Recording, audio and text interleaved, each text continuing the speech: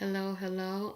Today, for my assignment, my social movement storytelling assignment, I decided to move forward with Danika's topic about nasty women. Before I jump into the questions, I decided to pick this movement because out of everything that was posted, I feel like I could resonate or I felt like I had more feelings towards this topic, not necessarily resonate, but I have more feelings towards this topic and more suggestions. So my goal is to persuade, but at the same time, make this movement more inclusive because when the hashtag nasty women came out, and essentially it blew up, shirts and all.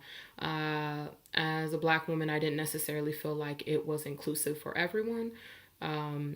It and even in reference to, for example, Jennifer when she posted her post about women's rights and voting, and I saw that again, white women were able to vote in 1920s, but women of color were not able to vote until 1960s. So for me, Nasty Woman is kind of the modern day version of that. I don't necessarily feel like it was inclusive for all women. I don't think all women mattered until white women mattered, in the sense of the debate, the presidential debate, the hashtag blowing up, etc., etc. So now I'm going to move into the questions where I would hope to add all women to this platform to further grow it. So I'm going to jump right in. What technology would I use to get the message out there? I would definitely use social media. I mean, that's the way that Nasty Woman took off through Twitter, the hashtag. I would use all social media platforms.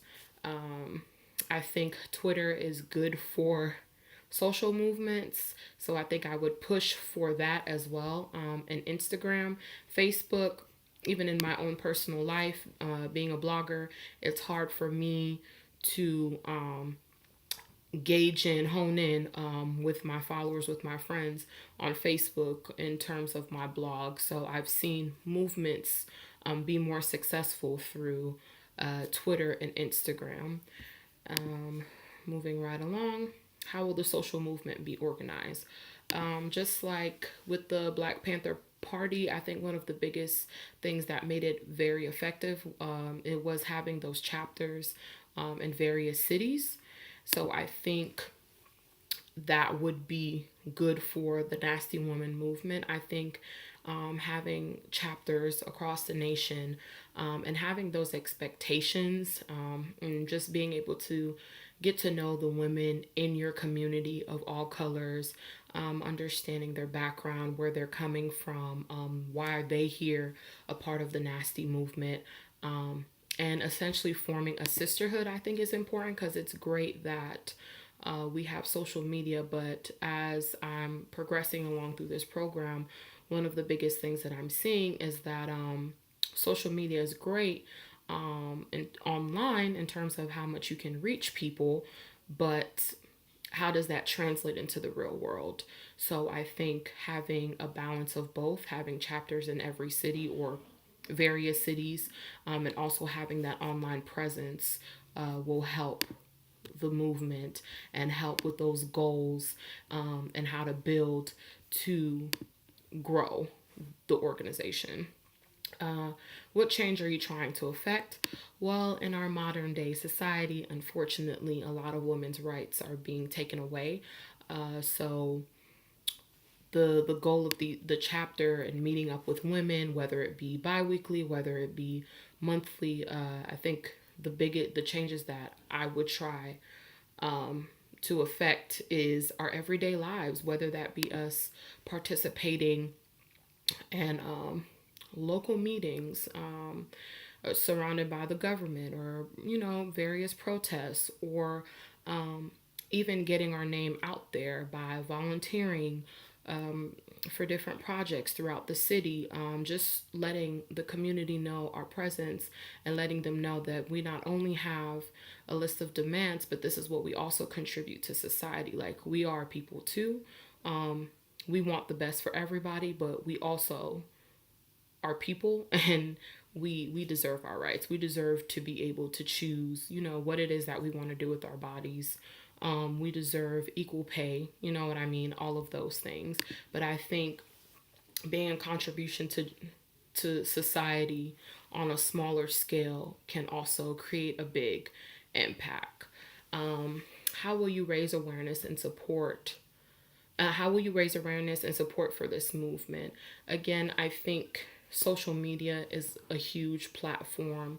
I would even use Eventbrite. Say if I wanted to, so I'm in Georgia, I'm in Atlanta. So say if I wanted to start Nasty Women here in Atlanta, I think I would use Eventbrite, and this is where I would use Facebook. Facebook is really good in terms of events because once you start liking certain events, Facebook kind of picks up on the type of events that you like to attend, and they automatically start popping up. So I think I would create an event, share it on all social media platforms, and kind of start from there, whether it be, 5 women that show up, 10 women that show up. We will make it a point to use that hashtag to promote our event. To even if we use Facebook Live, Instagram Live, to show people like this is our first meeting, like this is what we're doing, this is what we're trying to do, and just get the message out there. I think a lot of people are concerned with numbers, but sometimes you have to just start by starting. And being able to use social media handles in the right way with your caption, with the right branding, hashtags, location, all of that, and consistency, I believe that would help raise awareness. And from there, jumping into the next question, how will you maintain awareness for this movement? Staying continuous, continuing events bi-weekly, monthly, again, contributing to the community, always reevaluating our goals and our missions. I think one of the biggest issues in our country, is that in our modern country, and for millennials, because I am a millennial, I think that we have blueprints. I think that we are grateful for those blueprints. The Black Panther Party, civil rights movement, like all of those things, I think they're awesome. But I think our issue is once we get to a point, and we are heard, we are content, and we stop. And history repeats itself, and here we are once again being women, with our rights being taken away from us like back in the day. So it's like, what is it that we're doing to continuously let people know, like, this isn't just this week's hot topic. We are always women. We are women every day. We are constantly reminded when we go out in the street, when we feel unsafe, when we feel like we can't walk around or take a solo trip or do something by ourselves because of that harm, because we are women, and having to watch our back, because of that. So I think continuously growing, planning, and executing, and changing things when it needs to be changed. Being able to shift gears when the movement calls for it. So that's why I think it's very important to have those different chapters, even maybe having a conference once or twice a year, every 6 months or every year, just so that all these women who join this movement, join this movement in the first place, can not only feel validated, but also continue to support the movement. So I think that's where storytelling is also a big part of that, because to dedicate yourself to a movement, it's a hard thing because, we're still going through day-to-day things. We're still going through our own journey and our own things in life. So I think being able to come together, as frequently as possible, but also realistically, is very helpful. And I will say another thing that is helpful, even if we can't meet, every 6 months to raise awareness, even if it's just once a year for the conference and the bi-weekly, monthly meetings. I think videos of storytelling help as well.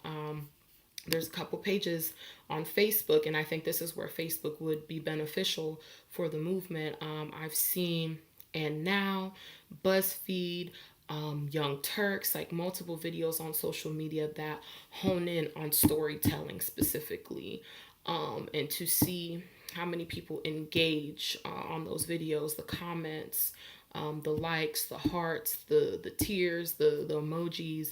I think it's very impactful as well, because if people can relate, or if people actually get the chance to be able to learn in a space where they feel like they're not being attacked, I think that's a big part of it as well. You're just presenting the facts and presenting your experience and your perspective.